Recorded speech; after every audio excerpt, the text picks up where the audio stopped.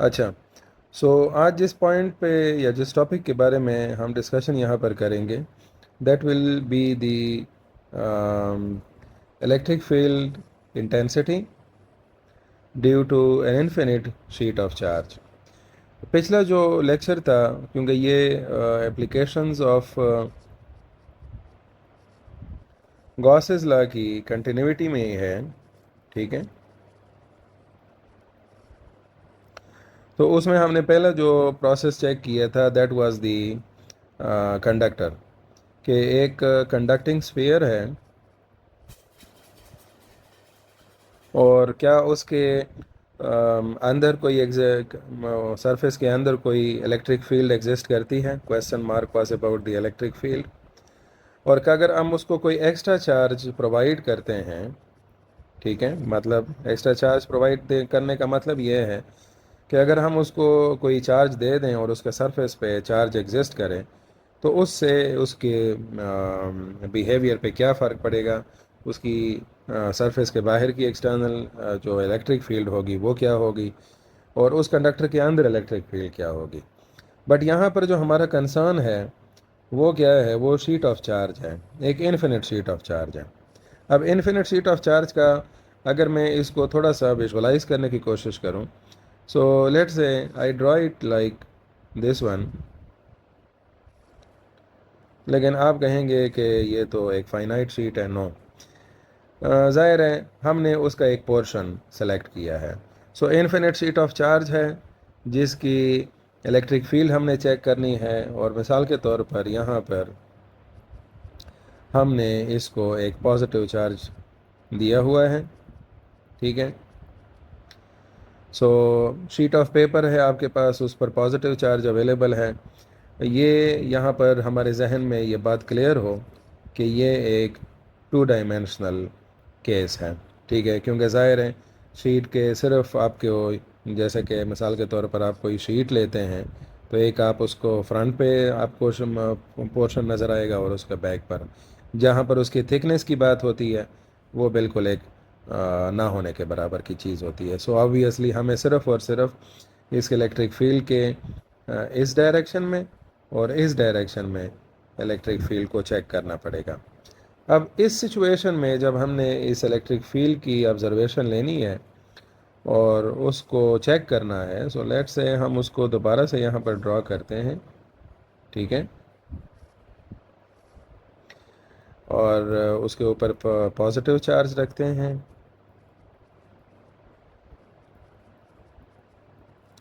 और इस positive charge के इलेक्ट्रिक फील्ड की इंफॉर्मेशन हासिल करने के लिए we just consider cylindrical shape object. ये एक इमेजिनरी ऑब्जेक्ट कर लें। कॉमनली आप इसको इस तरह से विजुअलाइज कर सकते हैं कि किसी पेन को पेज फाड़ कर बिल्कुल उसके दरमियान में से गुजार दें, it will look like that. और ज़ाहिर है इसके अब यहाँ पर आपको तीन रीजन्स नज़र आएंगे। एक का नॉर्मल यहाँ पर आपको नज़र आएगा, दूसरे का नॉर्मल आपको यहाँ पर नज़र आएगा जो इसके स्फेरिकल रीजन्स हैं, और तीसरा जो इसका कर्व्ड रीजन है, इसका नॉर्मल जो है मुख्तलिफ़ जगहों पर मुख्तलिफ होगा। हमारे लिए चूँकि ये एक टू डायमेंशनल फिगर है, जिस जगह पर भी आप उसको लेंगे वहाँ से उसकी वैल्यू नॉर्मल होगी, ठीक है। और इसी के मुताबिक अगर हम इलेक्ट्रिक फील्ड की पॉसिबिलिटी को चेक करें, तो ज़ाहिर है ये पॉजिटिव चार्जेस हैं, इनकी वजह से जो electric lines of force approach करेंगी इस तरफ वो इस डायरेक्शन में होंगी, और इसके बैक साइड पे जो अप्रोच करेंगी उनकी डायरेक्शन कुछ इस तरह से होगी। We just take portion of that, ठीक है। और ज़ाहिर है अगर ये एक यूनिफॉर्म शीट है चार्ज की, तो ऑटोमेटिकली इस पर हमारे पास कोई इशू नहीं होगा कि इसमें मैं एक लाइन ले लूँ इस तरह से इलेक्ट्रिक फील्ड की, ठीक है। यह हमारे पास एन जो है वो वेक्टर एरिया का इस साइड वाले फेस का, ठीक है, ये वाली जो साइड है हमारे पास दिस वन, ये इसका नॉर्मल हो गया, इसके एरिया की डायरेक्शन हो गई। और इधर जो दूसरा साइड है वो हमारे पास एन है, ये दूसरे साइड के एरिया की डायरेक्शन हो गई। और इसी तरह से हमारे पास जो इलेक्ट्रिक फील्ड है उसकी डायरेक्शन इधर भी हमारे पास इस तरह से ये हो जाएगी, ठीक है। यहाँ पर एन को और अगर ई को आप देखेंगे इस साइड पर ये वाला जो ये वाला पोर्शन है, इस पर एन और ई के दरमियान 90 का एंगल बन रहा है। यहाँ पर भी आपको 0 डिग्री का मिलेगा एंगल, यहाँ पर भी आपको 0 डिग्री का मिलेगा, लेकिन यहाँ पर आपको 90 डिग्री का एंगल मिलेगा। तो इसमें एक तो ये चीज़ हमारे पास पहले से ही क्लियर हो जाएगी कि इसके कर्व्ड फेस की वजह से जो भी इलेक्ट्रिक फ्लक्स की कंट्रीब्यूशन है वो आपको पता होनी चाहिए है, वो क्या हो जाएगी, ज़ीरो हो जाएगी। ठीक है, because earlier in the electric flux topic we took the situation कि अगर इलेक्ट्रिक फील्ड और वेक्टर एरिया या एरिया का जो डायरेक्शन है वो परपेंडिकुलर है, so you will get flux as zero. और वैसे भी इसकी जो इलेक्ट्रिक फील्ड लाइंस को अगर इसमें से पास भी करना था तो automatically I could imagine like that कि मैं इसको इस तरह लेकर जाऊं, तो इस तरह तो ख़ुद ब खुद इलेक्ट्रिक फील्ड लाइन नहीं जा सकती, so that can not be possible. So then we talk about these two things. एक ये वाला पोर्शन, ठीक है, ये राइट साइड पे जो नज़र आ रहा है, और ये जो लेफ़्ट साइड पे है इस पे नज़र आ रहा है। अब उसके लिए हम पहले आते हैं किसकी तरफ, फ्लक्स की इक्वेशन की तरफ, जो गॉस लॉ हमें बताता है that flux is equal to Q by epsilon naught. Q हमारे पास यहाँ पर क्या है, टोटल चार्ज है, और जो एप्सिलॉन नॉट है वो परमिटिविटी है, जिस मीडियम में भी आपने यहाँ पर अभी रखा हुआ है इसको, अगर आपने इसको फ्री स्पेस में रखा हुआ है तो आप उसको फ्री स्पेस कह दें, कोई और मटेरियल मीडियम रख दें। अच्छा, दूसरी चीज़ जो हमारे पास यहाँ पर आती है, क्योंकि इस पूरे शीट पर जो सरफेस चार्ज, जो आपके पास सरफेस चार्ज डेंसिटी होती है वो होगी sigma is equal to Q by A इसका सरफेस एरिया हो जाएगा इस शीट का। और ज़ाहिर है शीट का अगर सरफेस एरिया हमने मालूम करना है तो कोई इसमें बड़ी प्रॉब्लम नहीं है, ये वाली साइड जो है, ये वाली साइड को इस वाली साइड से मल्टीप्लाई कर दें, आपको एरिया की वैल्यू मालूम हो जाएगी। ठीक है, सो और ये क्यू जो है ये तो वैसे भी आपके पास क्लियर है, टोटल चार्ज है। तो अब अगर हम इस इक्वेशन से ये रिज़ल्ट निकाल लें that Q is equal to sigma into A, and then take this Q और यहाँ पर इसको लगा दें, सो आपके पास जो फ्लक्स की इक्वेशन बनेगी वो कुछ इस तरह से बनेगी, sigma A by epsilon not. ठीक है, यहाँ पर ये जिक्र रहे, क्लियर रहे कि हमारे पास जो टारगेट है वो इन तीन जगहों का है। एक आप इसको रीजन 1 समझ लें, इसको रीजन 2 समझ लें, और ये वाला जो था वो इसको रीजन 3 समझ लें, ये वाला। ठीक है, सो इस तरह से आपके पास जब हम टोटल फ्लक्स की अभी वैल्यू हम चेक करेंगे, जो हमने सिंपल इक्वेशन चेक की थी फ्लक्स की, तो उसमें अगर हम यहाँ पर टोटल फ्लक्स काउंट करें, जैसे कि flux is the scalar product of area and electric field, so ये आपके पास आप इसको लेट से E1 का मैंने कर लिया था, तो इस जगह पर मैं समझ लेता हूँ कि डेल्टा ये A1 की पॉइंट आप ले लें इस रीजन के लिए, रीजन 1 के लिए। ठीक है, और दूसरा जो है वो रीजन 2 हो जाएगा,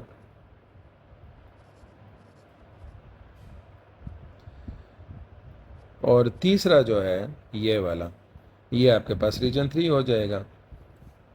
तो वहाँ पर E3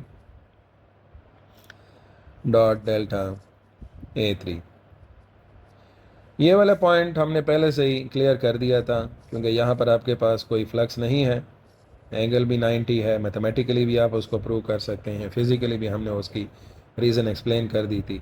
तो ये फ्लक्स हमारे पास दो वाले रह जाएंगे, ये E1 वाला और E2 वाला। इसमें भी चूँकि दोनों साइड पर जो शीट है वो एक ही तरह से चार्ज है, so there is no difference between E1 and E2's magnitude. ठीक है, तो इसको भी आप एक ले सकते हैं। सो हम इसको टोटल कर देते हैं फ्लक्स की वैल्यू को। So flux will be equal to E delta A. ठीक है, प्लस ई डेल्टा ए। और ये जो डेल्टा ए हमने लिया हुआ है, ये भी हमें यहाँ पर जो सिलेंडर हमने लिया था उसका ये वाला एरिया और ये वाला एरिया वो बराबर है। सो वो भी हम डेल्टा ए वन और डेल्टा ए टू को एक ही एरिया ले सकते हैं और इस तरह से ये आ जाएगा 2e डेल्टा ए। ठीक है, अब हम इस रिज़ल्ट को जो यहाँ पर हमारे पास आ गया है 5e is equal to 2e delta A, ये रिज़ल्ट, ठीक है। और जो हमारे पास ऑलरेडी दूसरा गॉसेस लॉ का रिज़ल्ट था ये वाला, इन दोनों को हम क्या कर देते हैं, इक्वेट कर देते हैं। सो इस इक्वेशन में हमारे पास रिज़ल्ट ये आएगा कि 2e delta A is equal to sigma A by epsilon naught. अब एक और भी थोड़ा सा यहाँ पर यूज़ करना पड़ेगा और वो क्या है, वही है डेल्टा ए, कि चूँकि हमने यहाँ पर फिगर में एलिमेंटल एरियाज़ के लिए जब हम इसमें फ्लक्स की वैल्यूज़ चेक कर रहे थे ये इस फिगर में, तो उसमें हमने इस रीजन के लिए डेल्टा ए वन लिया था, इसके लिए डेल्टा ए टू लिया था। ठीक है, और जनरली अगर आप इसको ए से भी रिप्रेजेंट कर सकें तब भी कर सकते हैं। So we can easily write it is 2e sigma A by epsilon naught. इस तरह से ये ए आपके पास कैंसिल हो जाएगा दोनों साइड पर। और अगर आपको 2e की वैल्यू, पहले मैं ये बता देता हूँ कि यहाँ पर जो पहला रिज़ल्ट है वो आपको क्या बताएगा, ये 2 तो ज़ाहिर है इस चीज़ की इंडिकेशन कर रहा है कि दो एरियाज़ की इलेक्ट्रिक फील्ड जो है वो आपके पास बची है, तीसरे रीजन की इलेक्ट्रिक फील्ड के बारे में आपको इन्फॉर्मेशन नहीं मिली या वहाँ पर इस जो रिज़ल्ट है वो आपके पास ज़ीरो है। ठीक है, सो अगर हम इसको सिंगल एक साइड पे बात करते हैं तो उसके लिए हमें क्या करना पड़ेगा, उसके लिए हमें E will be equal to sigma over epsilon naught और ये 2 जो है वो राइट साइड पे शिफ्ट हो जाएगा। ये अब ये जो इक्वेशन है, still this equation, the final equation is the only the magnitude of electric field. अगर हम इसको इलेक्ट्रिक फील्ड को इक्वेशन के फॉर्म में लिखना चाहते हैं, व्हाट वी विल डू कि इसके ऊपर आप वेक्टर साइन लगा दें सिग्मा ओवर 2 एप्सिलॉन नॉट। क्योंकि यहाँ पर भी इस साइड पे भी आपके पास राइट साइड पे भी वेक्टर होना चाहिए है, सो इसके लिए हम इंडिकेशन लगा देते हैं किसकी, ये यूनिट वेक्टर की, आर की। और ये यूनिट वेक्टर ऑलरेडी हम यहाँ पर क्लियर कर चुके हैं, ये यूनिट वेक्टर आर या ये यहाँ पर N, these are one and the same things. ठीक है, सो और अगर मैं इसी को जिस तरह मैंने यहाँ पर एरिया लिया था तो मैं इधर भी इसकी आर की वैल्यू ले सकता हूँ, इधर भी ले सकता हूँ, इस साइड पे, इस साइड पे, किसी साइड पे भी इसकी वैल्यू ली जा सकती है। सो फाइनली हमारे पास यहाँ पर जो कंक्लूजन बनता है वो ये बनता है that in the case of infinite sheet, charge sheet, हमारे पास जो इलेक्ट्रिक फील्ड है वो दो एंटिटीज़ पे डिपेंड करती है।